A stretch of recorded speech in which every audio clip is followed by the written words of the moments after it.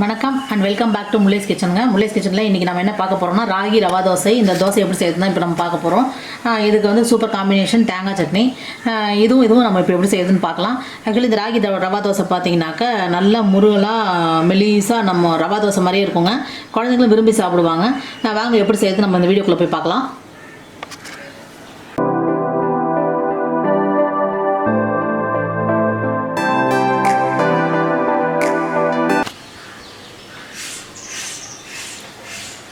இந்த ராகி ரவா தோசை செய்கிறதுக்கு தேவையான பொருள்கள் பார்த்தீங்கன்னாக்கா நான் வந்து 225 மில்லி கப்புங்க அந்த அளவு இருக்கிற மாதிரி இந்த இதில் வந்து நான் ஒரு மூணு கப் எடுத்திருக்கேன். இது வந்து 1/2 கப்பு, இது வந்து 1/2 கப்புங்க. இதில் வந்து நான் 3 கப்பு ஆரி மாவு, 1 கப்பு சின்ன ரவை எடுத்திருக்கேன், இதிலே போட்டிருக்கேன். இதை வந்து நம்ம தண்ணி ஊற்றி ரவா தோசை பதத்துக்கு தான் நம்ம கலக்க போகிறோம். இதில் வந்து நான் தேவையான அளவு நான் கொஞ்சம் உப்பு சேர்த்துட்றேங்க. இந்த மாவை கலக்கிட்டு ஒரு 5 to 10 மினிட்ஸ் வந்து நம்ம கொஞ்சம் லைட்டாக ஊற வச்சிடலாம். இதில் வந்து நம்ம அரிசி மாவு எதுவும் சேர்க்க போகிறதில்ல, ஆரி மாவும் ரவையும் மட்டும்தாங்க, சின்ன ரவை நைஸ் ரவை மட்டும்தான். இப்போ இதில் நம்ம வேறு என்ன சேர்க்க போகிறோன்னு பார்த்தீங்கன்னாக்கா நான் முந்திரி கொஞ்சம் கட் பண்ண மாதிரி இருக்குது, இது எடுத்துக்கிறேன். ஒரு 2 ஸ்பூனு பெரிய வெங்காயம் ஒரு மீடியம் சைஸ் 2 கட் பண்ணி வச்சுருக்கேன். மிளகு 1 ஸ்பூன், சீரகம் 1 ஸ்பூன் சேர்த்துருக்கேன். இதில் பார்த்திங்கன்னா மிளகு பார்த்திங்கன்னா ஒன்றும் பாதியமாக நுணுக்கி வச்சுருக்கேங்க. இது வந்து மிளகு வந்து முழுசாக இருந்தால் குழந்தைங்க சாப்பிட மாட்டாங்க, எடுத்து போட்டுருவாங்க. அதனால் வந்து நான் இப்போ இதில் ஒன்றும் பாதியமாக நுணுக்கி இருக்கும் பொழுது மிளகு ரொம்ப நல்லது, குழந்தைங்களுக்கும் கொடுத்து பழக்கம் பண்ணுங்கள். அது வந்து எல்லாமே மிளகு சாப்பிட்டோம்னா ஏதாவது ஜீரணம், மிளகும் சரி சீரகமும் சரி ஜீரணம் சரியில்லைன்னா கூட சரி பண்ணிவிடும். அதனால் குழந்தைங்களுக்கு கொஞ்சம் மிளகு நுணுக்கி கொடுத்து பழக்கம் பண்ணுங்கள். பச்சை மிளகா பார்த்திங்கன்னா ஒரு 2 பச்சை மிளகா கட் பண்ணி வச்சுருக்கேன். கொத்தமல்லி கருவேப்பிலை கொஞ்சம் எடுத்துருக்கேன், கருவேப்பிலை கொஞ்சமாக எடுத்துருக்கேன், கொத்தமல்லி கொஞ்சம் சேர்த்து எடுத்துருக்கேங்க. இது வந்து நம்ம இந்த மாவு கலக்கிட்டு நம்ம இது எல்லாமே அதில் சேர்த்துடலாம். இது வந்து இந்த தோசைக்கு தேவையான சட்னி பார்த்திங்கன்னா நான் தேங்காய் சட்னி தான் நான் போட போகிறேன். தேங்காய் சட்னிக்கு நான் கொஞ்சமாக தேங்காய் துருவி வச்சுருக்கேங்க. இது துருவின தேங்காய் எடுத்துக்கோங்க, கட் பண்ணி எடுக்க வேண்டாம். ஒரு 1.5 ஸ்பூன் பொட்டுக்கடலை எடுத்துருக்கேன். ஒரு 6-7 முந்திரி எடுத்துருக்கேங்க. உப்பு தேவையான அளவு, 1 இன்ச்சு இஞ்சி எடுத்துருக்கேன். ஒரு 3 பச்சை மிளகாய் எடுத்துருக்கேன். தாளிக்கிறதுக்கு கடுகு உளுத்தம்பருப்பும் கருவேப்பிலையும் எடுத்துருக்கேங்க. இது வந்து நம்ம மிக்சியில் அந்த கருவேப்பிலையை விட்டுட்டு கடுகு உளுத்தம்பருப்பு விட்டுட்டு மற்றதை வந்து அரைச்சிட்டு நம்ம தாளிச்சிடலாம். இது வந்து நான் மாவு கரைச்சிட்டு நான் இதில் சேர்த்துறேங்க.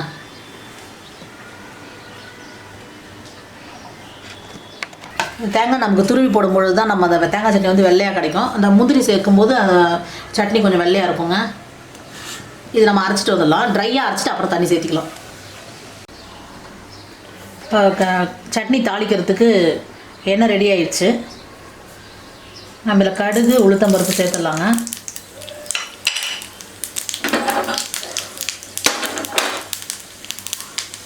கருவேப்பிலை சேர்த்துடலாம். நான் கொஞ்சமாக ஒரு பிஞ்சு பெருங்காயம் சேர்த்துறேன்.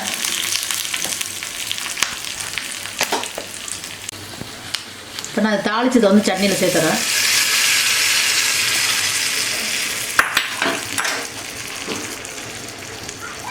உங்கள் சட்னி ரெடி ஆயிடுச்சுங்க.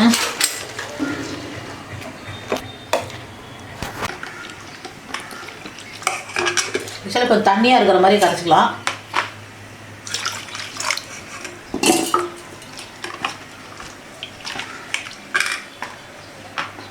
இதில் நான் மிளகு சீரகம் சேர்த்துறேன்.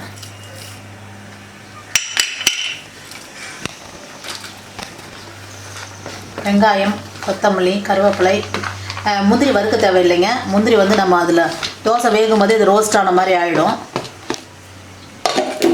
ஆக்சுவலி எல்லாமே கட் பண்ணி வச்சுட்டா ஒரு 10 நிமிஷத்தில் நம்ம தோசைக்கு மாவு ரெடி ஆகிடும். ரெகுலராக நம்ம அரிசி மாவு தோசையை சாப்பிட்றதுக்கு பதிலாக நம்ம குழந்தைங்களுக்கு வந்து பிடிக்காதவங்களுக்கு கூட பிடிக்கும். அந்த மாதிரி ரவா தோசை மாதிரி நம்ம ஊற்றி கொடுத்தோம்னாக்க இது ஒரு 5 நிமிஷம் ஊறட்டுங்க. கொஞ்சம் ஊறும்பொழுது இன்னும் கொஞ்சம் கெட்டி பதம் வந்துடும். இப்போ நம்ம கொஞ்சம் தண்ணியாக அதுக்கு தகுந்த மாதிரி கரைச்சி வச்சிட்டோம்னா கொஞ்சத்தில் சரியாக கரெக்டாக இருக்கும், ஊற்றுற பதம் வந்துடும். இப்போ இந்த மாவு ரெடி பண்ணிட்டோம், இது அப்படியே இருக்கட்டும்.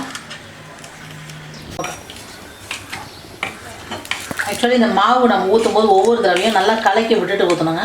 கலக்கி விட்டு ஊற்றினா தான் நம்ம வந்து கரெக்டாக இருக்கும். ஏன்னா அடியில் போய் அந்த ரவை எல்லாம் நின்றுடும். அது யூஸ்வல் எப்படி நம்ம ரவா தோசை ஊற்றோமோ அதே மாதிரி ஊற்றிக்கணும்.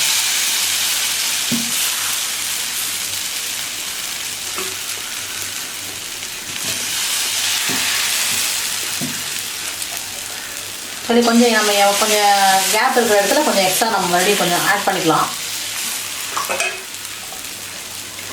ஆயில் வந்து நம்ம விருப்பம் தான். ஆனால் ஆக்சுவலி ரவா தோசைன்னும் போது கொஞ்சம் நம்ம ஆயில் விட்டோம்னா தான் நல்லாயிருக்கும்.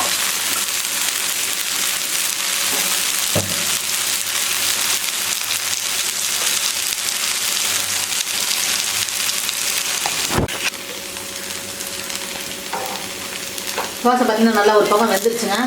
எவ்வளோ முருகலாக இருக்குது பாருங்கள், உங்களுக்கு பார்க்கும்போது தெரியும். இப்போ மெதுவாக திருப்பி போட்டுக்கணும். சொல்லி நம்ம ராகி மாவுன்னும் போது யாருமே ராகி தோசைன்னும் போது வேணான்னுவாங்க. இந்த மாதிரி நம்ம ஊற்றி கொடுக்கும்போது கண்டிப்பாக குழந்தைங்க சாப்பிடும். தோசை மாவை அவாய்ட் பண்ணிவிட்டு நம்ம வீக்லி ஒன்ஸ் வந்து நம்ம இந்த குழந்தைங்களுக்கு இந்த மாதிரி டிஃப்ரெண்ட்டாக கொடுக்கலாம்.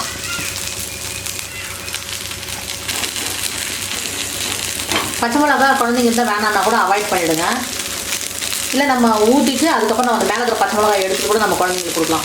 அது கொஞ்சம் போடும்போது அந்த கொஞ்சம் டேஸ்ட் வரும்.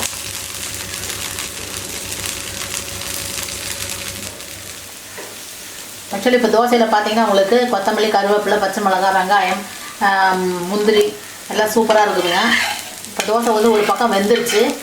கொஞ்சம் வேகிற வரைக்கும் கொஞ்சம் பொறுமையாக விட்டுட்டு மெதுவாக திருப்பி போடணும். இல்லைன்னா வந்து அந்த தோசை வந்து உடஞ்சிரும். ஏன்னா அவ்வளோ முருகலாக இருக்குது இல்லையா, அதனால் வந்து கொஞ்சம் பார்த்து உஷாராக திருப்பி போடுங்க.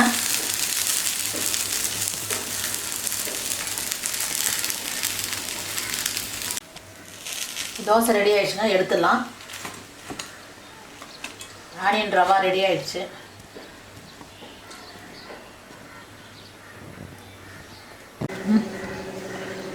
ஆனியன் ரவா பாருங்கள், ராகி ரவா சூப்பராக ரெடி ஆகிருக்கு.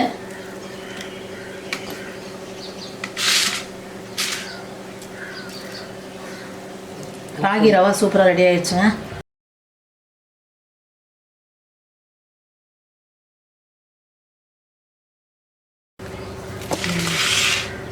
எவ்வளோ மெலிசாக இருக்குது பார்த்தீங்கன்னா உங்களுக்கே தெரியும்.